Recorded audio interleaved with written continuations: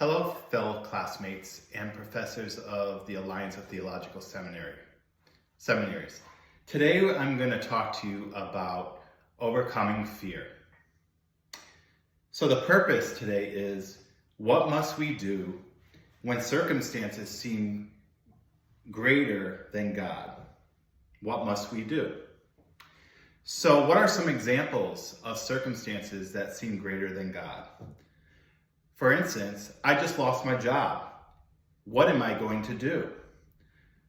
I just caught COVID. Am I going to live?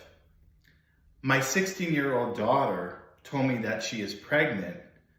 What should we do? I got a notice in the mail that I am going to be evicted from my home. What am I going to do? My wife found out from the doctor that she only has 1 year to live. What are we going to do? So let us now take the opportunity to consider Isaiah 7, verses 1 through 17. It reads, "When Ahaz, son of Jotham and grandson of Uzziah, was king of Judah, King Rezin of Syria and Pekah, son of Remaliah, the king of Israel, set out to attack Jerusalem. However, they were unable to carry out their plan. The news had come to the royal court of Judah: Syria is allied with Israel against us. So the hearts of the king and his people trembled with fear, like trees shaking in a storm. Then the Lord said to Isaiah, 'Take your son Shear-Shashab and go out to meet King Ahaz. You will find him at the end of the aqueduct that feeds water into the upper pool, near the road leading to the field where cloth is washed. Tell him to stop worrying. Tell him he doesn't need to fear the fierce anger of those two burned out embers. King Rezin of Syria and Pekah, son of Remaliah, yes, the kings of Syria and Israel are plotting against him, saying, we'll attack Judah and capture it for ourselves. Then we will install the son of Tabeel as Judah's king. But this is what the sovereign Lord says: the invasion will never happen. It will never take place. For Syria is no stronger than its capital, Damascus, and Damascus is no stronger than its king, Rezin. As for Israel, within 65 years, it will be crushed and completely destroyed. Israel is no stronger than its capital, Samaria, and Samaria is no stronger than its king, Pekah, son of Remaliah. Unless your faith is firm, I cannot make you stand firm." Later, the Lord sent this message to King Ahaz: "Ask the Lord your God for a sign of confirmation, Ahaz. Make it as difficult as you want, as high as the heaven, or as deep as the place of the dead." But the king refused. "No," he said, "I will not test the Lord like that." Then Isaiah said, "Listen well, you royal family of David. Isn't it enough to exhaust human patience? Must you exhaust the patience of my God as well? All right then, the Lord himself will give you the sign. Look, the virgin will conceive a child. She will give birth to a son and will call him Emmanuel, which means God is with us. By the time the child is old enough to choose what is right and reject what is wrong, he will be eating yogurt and honey. For before the child is that old, the lands of the two kings you fear so much will both be deserted. Then the Lord will bring things on you, your nation and your family, unlike anything since Israel broke away from Judah. He will bring the king of Assyria upon you."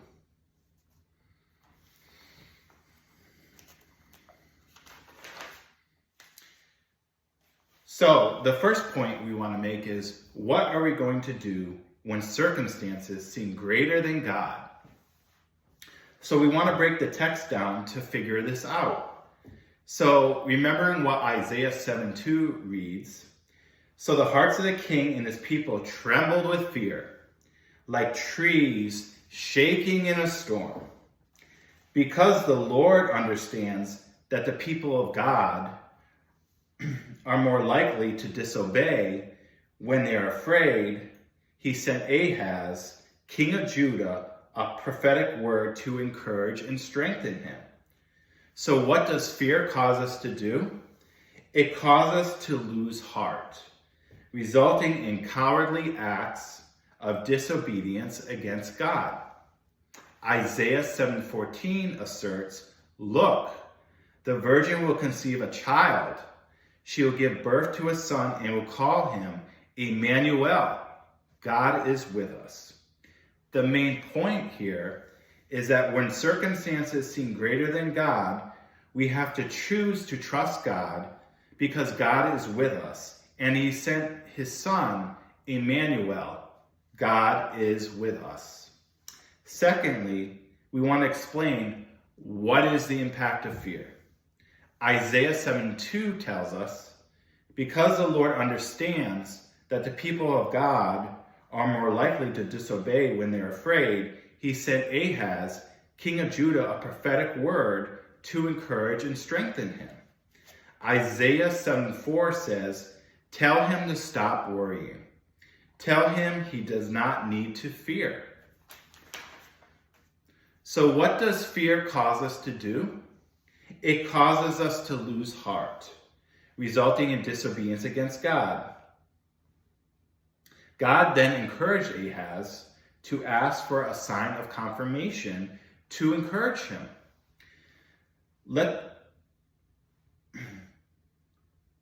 Then the Lord sent this message to King Ahaz. "Ask the Lord your God for a sign of confirmation, Ahaz. Make it as difficult as you want, as high as the heaven or as deep as the place of the dead." Although Ahaz refused, God gave him a sign of confirmation anyway. Isaiah 7:14 asserts, "All right then, the Lord himself will give you a sign. Look, the virgin will conceive a child. She will give birth to a son and will call him Emmanuel. God is with us." Again, the main point of our story here is when circumstances seem greater than God, we have to choose to trust God because God is with us, and God sent his son Emmanuel. God is with us.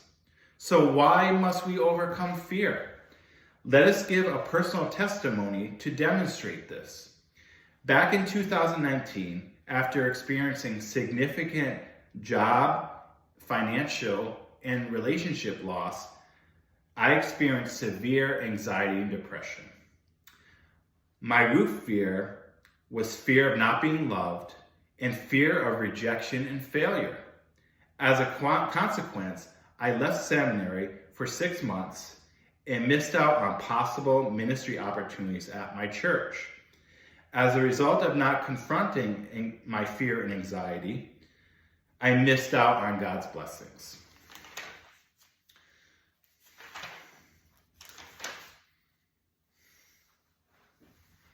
So the first point we want to make here is, first we must recognize and overcome our fear or forfeit our preferred future. Second, God wants us to have peace. John 14:17 reads, "The peace I leave you, my peace I give you. I do not give to you as the world gives. Do not let your heart be troubled. Do not be afraid." Through looking to Jesus, we can have his perfect peace. The third point we want to make is the Lord wants us to experience his perfect love. John 4:18 says, "There is no fear in love, but the perfect love casts out fear. The perfect love of God is enough. no matter what circumstances we are going through. When I was not feeling loved by my dad and rejected by him, I came to realize through a revelation that God had given me that God's love is enough for me. I wanted my dad to love me, but even if he did not, I was going to be okay because Jesus loved me, and that is good enough for me. The foundation that I learned to stand on is my value is settled at the cross. Jesus loved me as much, loves me because he died for me. The perfect love displaced the fear and filled me with God's perfect peace and love. Again, when the kingdom looks shaky, we have to trust God and remember the unshakable promise of the unshakable King. Choose to trust him because God is with us, and he sent his son Emmanuel, God is with us. So how do we apply all the stuff that we learned? How do we overcome fears? In Dr. Reamer's book, Soul Care, all the soul care principles are tied together. So what does this mean? What this means is when I have been wounded by someone, I am going to have to forgive someone. My past wounds are also connected to my root fears. Because I had no ability as a child to process and grieve my past wounds and losses, this built up as coping mechanisms, including addictions like drinking, eating, and spending. The key to processing the problems is to deal with the root fears and not the symptoms. Using the example of our situation, the root fears are connected to my past wounds and symptoms like anxiety and depression, which are my fear of lack of love as a child and adult, fear of rejection in relationships at home, work, and play, and fear of failure at work and with my finances, and also fear of conflict. The foundation that I learned to stand on is my value is settled at the cross, and my value is not tied to performance, prestige, and possessions. Jesus loved me so much, he died for me. This perfect love replaced my fears with God's perfect peace. When the kingdom looks shaky, trust God and remember the unshakable promise of the unshakable King. We choose to trust in him because God is with us and he sent his son Emmanuel. He is a perfect love that casts out all fear. So what is the path forward to develop, grow, and mature? Since all the soul care principles are tied together, the focus of the actions should be on addressing the root fears, including fear of lack of love, fear of rejection in relationships at home, work, and play, fear of failure with my job and finances, and fear of conflict. So the actions that we're going to take based on Philippians 4, verses 4 through 7 to overcome fear are, first, we begin with worship.